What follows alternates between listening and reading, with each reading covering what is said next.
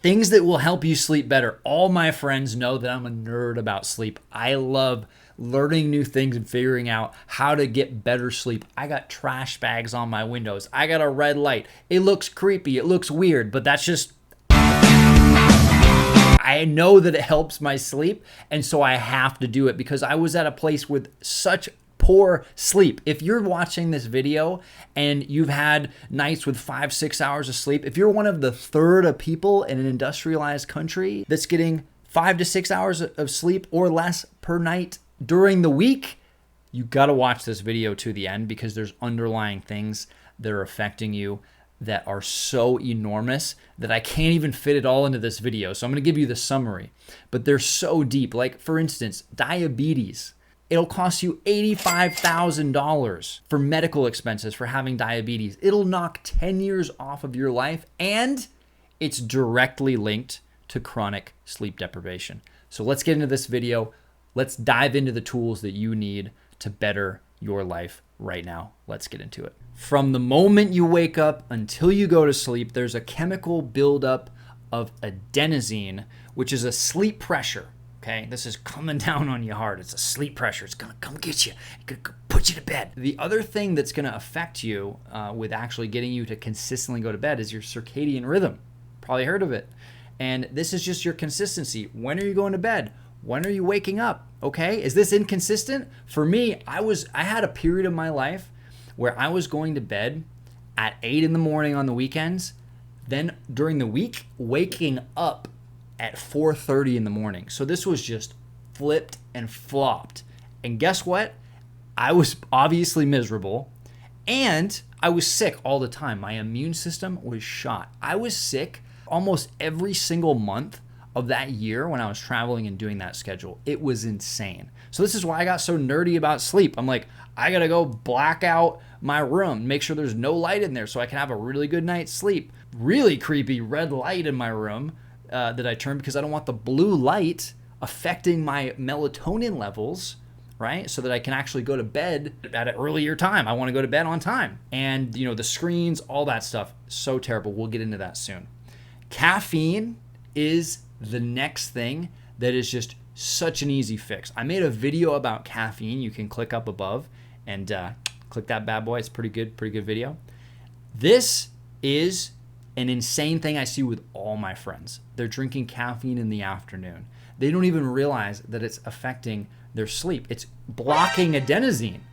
It's blocking your adenosine. Your sleep pressure's gone. So now you can't fall asleep. If you're like, I can't fall asleep at night. Yeah, we'll stop drinking caffeine within 12 hours of going to bed, especially if you're older. So if you're older, your liver is going to take a while to get through all that caffeine, right? There was actually a study they did with one guy. It actually took him like 40 days to get rid of the caffeine that he drank. That's an extreme example, but it kind of tells you the story like, oh, okay, so that's very important. Probably you don't want to be drinking caffeine after, let's say, noon. Another thing that's really cool is a fun fact. Bacteria in your gut also follows a circadian rhythm. And this is like, if you want to be in harmony with your gut bacteria, make those little bad boys happy. Put them to bed on time. Tuck them into bed. The National Institute of Health says adults need 7 to 8 hours of sleep every single night to promote good mental health, physical health, promote quality of life. They're going to recommend you do these things to make sure that you get good night's sleep every single night. Let's get into it. Go to sleep at the same time every night. Get up at the same time in the morning, even on the weekend. So that's the circadian rhythm we've been talking about. Super key.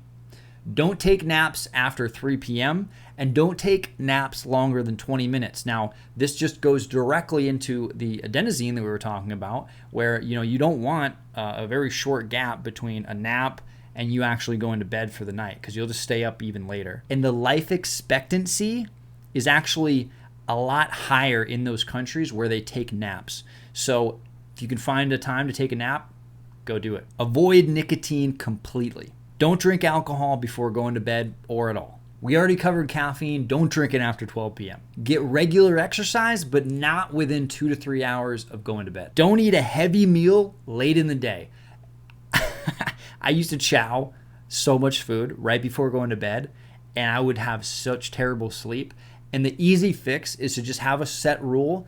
Don't eat food 3 hours before going to bed. A light snack is okay, but don't go get those, carb cravings. Go eat a bunch of food right before going to bed. Make your bedroom a good place to sleep. Not too warm, not too cold. A nice cool temperature is ideal for sleeping. If it's too light in there, it's going to be hard to sleep. You're going to not get good quality of sleep. If it's too loud outside, you're not going to, you subtly, subconsciously, as you're sleeping, you're going to hear that. It's going to wake you up. It's going to disturb your deep sleep. So the whole goal here is that you want to get really deep sleep. That's when the magic happens. Make it dark, make it quiet. I got black tape that I put on every little light source that I can find in the bedroom. It's super OCD, but when I go to bed, I sleep like a baby. I don't see a single light. There's not a bit of illumination in there, and I sleep so great. The way that I wake myself up, by the way, the danger here is that you can just go to sleep. You'll sleep forever. And so you want to wake yourself up. So the way that I do that is I have one of those Wi-Fi bulbs, and I set a schedule so that it slowly wakes me up, and it simulates the sunlight. Okay, the bulb that I use is called LifeX. It's really good. If you live next to a road, I used to live next to a highway. And I literally went and bought plywood, boarded up the walls. I looked like a crazy person. When I had people into my room, like I had these curtains and stuff, you couldn't even see it, but it was from the outside, you saw the plywood and it was creepy. But it worked. I got better sleep, so do what you got to do. You want to follow a routine as you relax before going to bed. So you don't want to watch TV. It's terrible. The blue light and the stimulus from the screens will keep you up.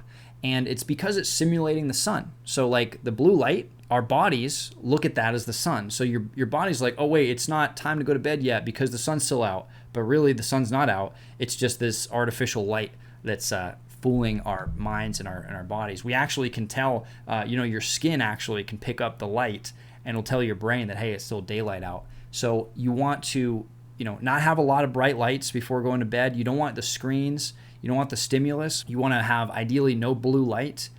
You want to read or do something else that's really relaxing before going to bed. And what I do is I just listen to Eckhart Tolle's audiobooks as I go to bed, and that's how I relax. Don't lie in bed awake. If you can't go to bed after 20 minutes, go do something else.